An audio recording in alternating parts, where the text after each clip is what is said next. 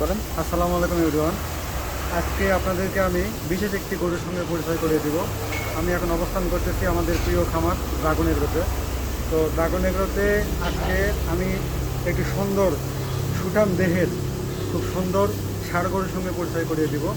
হয়তোবা এই ষাঁড় গরুটা আপনারা এর আগে সারা বাংলাদেশে অন্য কোনো খামারে দেখেন না। সেটা আমাদের ড্রাগন এগ্রোতে 2026 সালে আমরা অনেক খোঁজাখুঁজির পর এটা সংগ্রহ করছি। সেই ষাঁড়ের সঙ্গে আপনাদেরকে পরিচয় করে দেবো। হয়তো আপনারা মনে করতেছেন যে আমি শুধু কথা বলতেছি, ষাঁড় কোথায়? ষাঁড় আছে, আপনাদেরকে আমি দেখাবো। ভিডিওটা একটু নিচে দিকে করো, আমি ষাঁড়টাকে দেখাই দিচ্ছি।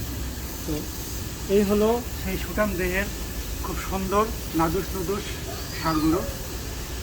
এটার বয়স যদি বলি আমি, বয়স 4 দাঁত। এটা দেখেন,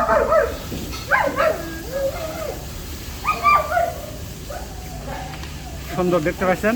এটার বয়স 4 দাঁত। এবং আমি এর হাইটের কথা যদি বলি, বাংলাদেশে এর আগে আপনারা একটা গরু দেখেছেন, যদি অনলাইনে আপনারা থেকে থাকেন বা খামার সম্পর্কে যাদের অভিজ্ঞতা বেশি তারা অবশ্য জেনে থাকবেন যে সবথেকে ছোট হাইটের যে গরুটা ছিল, এটা রানী নামে পরিচিত ছিল। সেই গরুটা ছিল অ্যাবনর্মাল, একটু অসুস্থতা।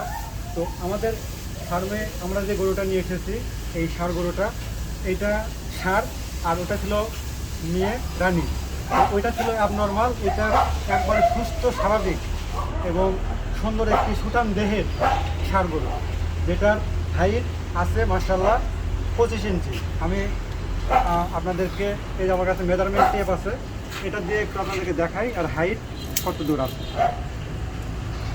এই যে দেখতে পাচ্ছেন, এই এর হাইট 25 ইঞ্চি। তো মাশাআল্লাহ, এই গরুটা যদি আপনারা দেখতে চান অবশ্যই আমাদের ফার্মে আসবেন। আমাদের ফার্মের location Bholta, Gausia, Rupganj, Narayanganj, Asian duplex টাউনের ঠিক সাথেই।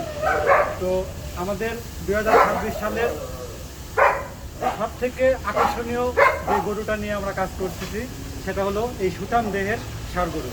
তো অবশ্যই আপনারা আমাদের ফার্মে আসবেন। শুধু এই গরুটা না, আমাদের ফার্মে আরও বিগ সাইজের অনেক বড় বড় গরু আছে।